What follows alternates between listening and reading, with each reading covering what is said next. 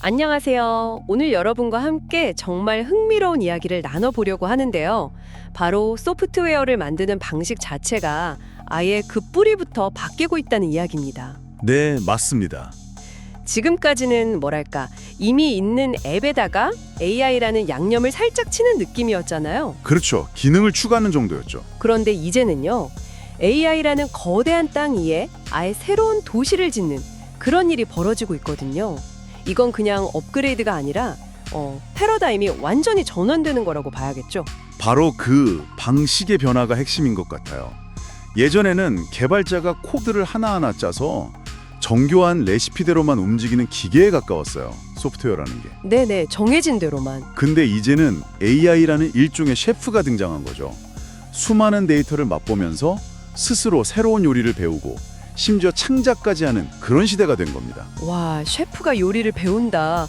비유가 아주 와닿네요. 네, 그러니까 단순히 명령을 수행하는 걸 넘어서는 거죠. 스스로 학습하고 진화하는 플랫폼. 모든 변화는 여기서부터 시작되고 있어요. 자, 그럼 여기서부터 정말 재밌어집니다. 지금까지 AI는 주로 컴퓨터 스크린 안에 그 디지털 데이터만 처리하는 데 익숙했잖아요. 그렇죠. 디지털 세계에 갇혀 있었죠. 근데 이제 그 경계를 넘어서 우리가 사는 이 현실 세계, 물리적이고 생물학적인 세계를 이해하기 시작했다는 거죠. 대표적인 게 바로 생물학 분야 같아요. 단백질 구조를 이해하고 심지어 새로운 단백질을 설계하는 수준까지 왔다고요? 맞아요. 그게 정말 경이로운 발전이죠. 예를 들어 이버마러 같은 기술을 보면요. AI가 단백질의 아주 복잡한 3차원 지도를 스스로 그냥 척척 그려내는 수준이거든요. 아, 그게 왜 그렇게 중요한 건가요? 단백질은 모양이 곧 기능이기 때문에요. 이 복잡한 구조를 AI가 순식간에 분석하고 나아가서 특정 질병을 치료할 수 있는 새로운 구조를 만들어낼 수 있다는 거니까요. 와, 이건 신약 개발의 패러다임을 그냥 완전히 바꾸는 일이에요. 수십 년 걸리던 연구를 며칠로 단축시킬 수도 있는 거고요.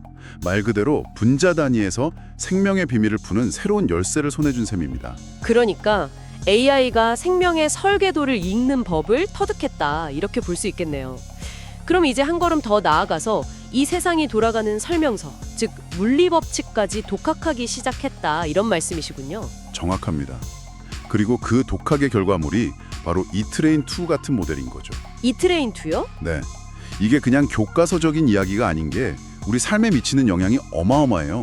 당장 날씨 예보만 봐도 알 수 있습니다. 기존 슈퍼컴퓨터는 과거의 방대한 날씨 데이터를 보고 과거에 이랬으니 미래에도 이럴 것이다. 이런 패턴 분석에 가까웠거든요. 아, 약간 경험 많으신 어르신이 무릎이 쑤시는 걸 보니 내일 비가 오겠군 하는 거랑 원리가 비슷한 거네요? 하하, 그렇죠. 아주 정교한 통계 분석이죠. 하지만 이트레인2 같은 AI는 접근법이 완전히 달라요. 패턴만 보는 게 아니라 대기의 움직임을 지배하는 물리법칙 그 자체를 이해해요. 물리법칙 자체를요? 네, 공기의 흐름, 온도, 압력 같은 근본 원리를 가지고 시뮬레이션을 돌리는 거죠. 그러다 보니까 기존 모델로는 예측하기 힘들었던 국지성 호우나 갑작스러운 기온변화 같은 것들 있잖아요. 네네, 요즘 많죠. 이런 이상기후 현상을 훨씬 더 정확하게 예측할 수 있게 되는 겁니다. 와, 이건 단순히 우산을 챙기냐 마냐의 문제가 아니겠네요. 그럼요. 태풍 경로를 예측해서 피해를 줄이고 국가적으로 기후 변화에 대응하는 방식 자체를 바꿀 수 있는 엄청난 잠재력을 가진 기술입니다. AI가 디지털 세계를 넘어서 생명과 물리법칙까지 이해한다니 정말 스케일이 다르네요. 이제는 AI가 이해하는 걸 넘어서 모니터 밖으로 나와서 우리 세상에서 직접 행동하기 시작합니다. 바로 피지컬 AI의 시대가 열리고 있는 거죠. 맞습니다. 많은 분들이 휴머노이드 로봇이나 자율주행차 바로 떠올리실 텐데 정확해요. 그 기술들이 피지컬 AI의 가장 대표적인 사례들이고요. 특히 차세대 휴머노이드의 뇌가 될 거라는 네모트롤 3 같은 모델의 등장은 기대감을 아주 높이고 있죠. 여기서 더 큰 그림을 연결해 보면 정말 재밌어집니다.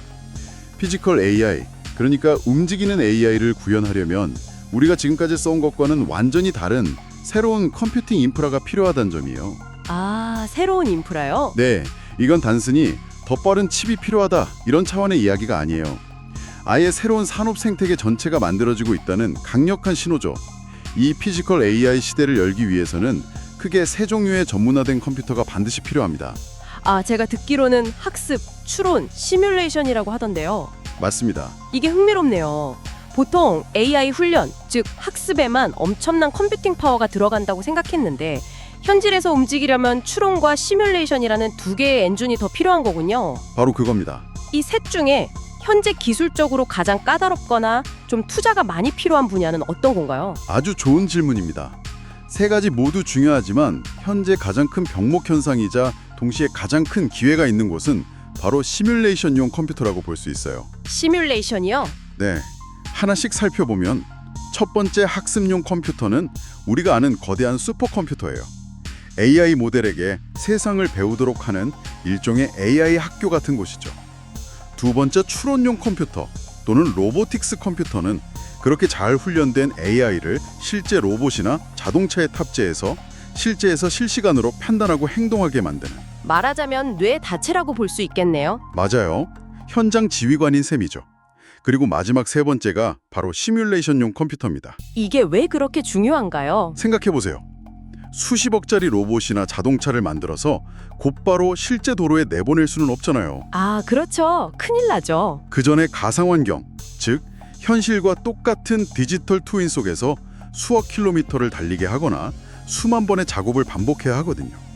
온갖 돌발 상황을 다 테스트하는 거죠. 가상 훈련소 같은 거군요. 네, 근데 이 가상훈련소가 현실보다 더 현실 같아 해요.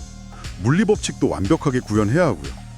이 시뮬레이션의 퀄리티가 피지컬 AI의 안전성과 성능을 결정하기 때문에 지금 엄청난 기술과 자본이 이 분야로 쏟아지고 있는 겁니다. 학습, 추론, 시뮬레이션 이 세 가지 인프라가 맞물려 돌아가는 거대한 시스템이네요. 그렇다면 이 시스템이 만들어낸 가장 구체적이고 흥미로운 결과물 자율주행차 이야기로 넘어가 보죠. 최근에 공개된 알파마오요 프로젝트 영상을 보면 정말 입이 떡 벌어져요. 그렇죠. 운전석에 사람이 앉아있긴 한데 양손은 그냥 무릎 위에 올려놓고 있어요. 근데 차가 스스로 차선을 바꾸고 갑자기 끼어드는 차를 보고 부드럽게 브레이크를 밟고, 네, 아주 자연스럽게 움직이죠. 이건 단순한 운전 보조 시스템을 넘어선 피지컬 AI의 결정체라고 봐야겠죠. 맞습니다. 알파마이오 프로젝트는 피지컬 AI가 어디까지 왔는지 보여주는 아주 중요한 이정표예요. 특히 두 가지 측면에서 완전히 게임의 룰을 바꾸고 있는데요. 첫 번째는 설명 가능한 AI라는 점입니다. 설명 가능한 AI요? 네, 이 기술의 핵심은 단순히 운전을 사람처럼 잘하는 데서 그치지 않아요.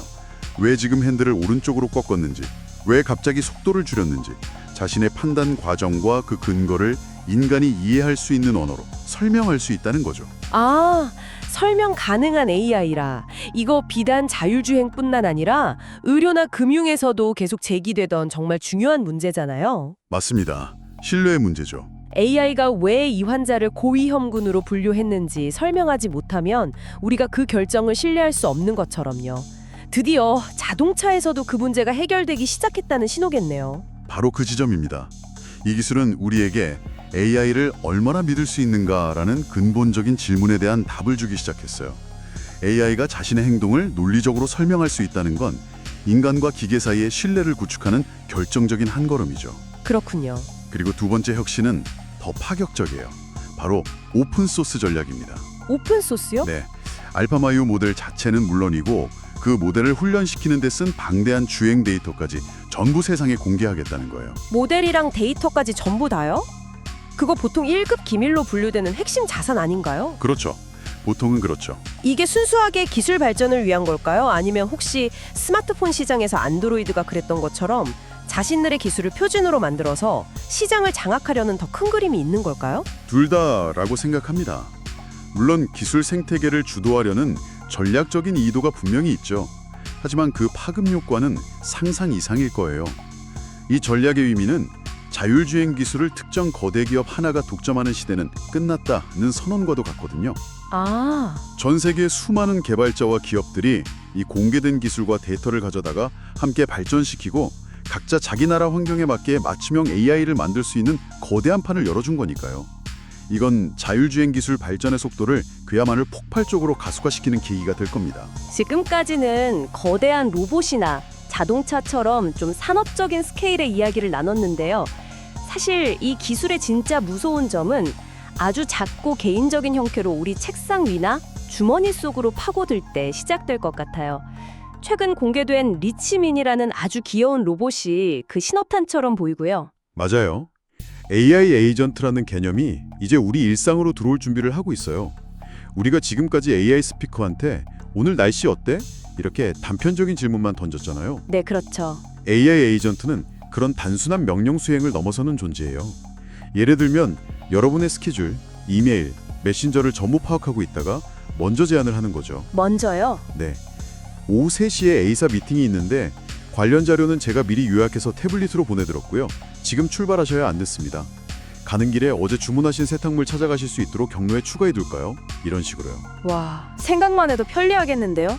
진짜 개인 비서가 생기는 거네요. 그렇죠. 그런데 그런 역할을 제대로 하려면 제 캘린더, 쇼핑 목록, 회사 업무 데이터, 집안의 스마트홈 기기 정보까지 전부 다 연결되어 있어야 할 텐데요. 정확합니다.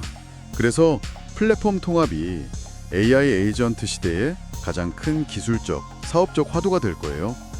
각각의 서비스와 데이터가 따로 노는 섬처럼 있으면 안 되고 하나의 몸처럼 유기적으로 연결되어야 하거든요. 아, 최근에 서비스나우, 스노우플레이크 같은 데이터 플랫폼 기업들이 서로 데이터를 연결하고 협력하는 움직임을 보이는 게 바로 이런 거대한 흐름을 반영하는 거고요. 그렇군요. 근데 이게 기술적인 문제일 뿐만 아니라 프라이버시 문제와도 직결돼요. 제 아내가 얼마 전에 그러더라고요. AI 비서가 내 이메일 다 읽고 회신 초안까지 써주면 편하긴 하겠는데 내 말투까지 흉내내서 시어머니한테 안부 메일 보내면 그건 좀 소름 돋을 것 같아. 하하, 그럴 수 있겠네요. 바로 그 지점이 기술의 편리함과 사회적 수용 사이의 경계선이 될 겁니다. 자, 오늘 나눈 이야기들을 종합해보면 그림이 명확해지는 것 같아요. 우리는 AI를 단순한 도구로 쓰던 시대를 지나서 AI라는 새로운 기반 위에 우리 세상을 다시 구축하는 시대로 진입하고 있습니다. 네, 스크린 속에 머물던 지능이 물리법칙을 이해하고 로봇의 몸을 빌려서 현실 세계로 나와 우리와 직접 상호작용하는 정말 거대한 변화의 시작점에 서 있는 거죠. 그리고 중요한 건 이런 피지컬 AI에게도 챗 GPT가 그랬던 것처럼 모두를 놀라게 할 혁신의 순간이 곧 올 거라는 점입니다. 맞습니다. 그래서 마지막으로 이런 질문을 던져보고 싶어요. 챗 GPT 같은 언어 AI가 등장하면서 우리가 정보를 검색하고 글을 쓰고 지식과 상호작용하는 방식이 하루아침에 바뀌었잖아요. 네, 완전히 바뀌었죠. 그렇다면 현실 세계에서 스스로 학습하고 판단하고 직접 행동하는 피지컬 AI가 가져올 그 혁신의 순간은 과연 어떤 모습일까요? 공장에서 물건을 만들고 우리 집 문 앞까지 배송하는 방식부터 우리가 집안일을 하고 아픈 가족을 돌보는 방식에 이르기까지 우리 삶을 둘러싼 물리적인 모든 환경이 어떻게 변화하게 될지 상상해보는 것. 이제 이건 더 이상 먼 미래의 공산과학 이야기가 아닐 겁니다.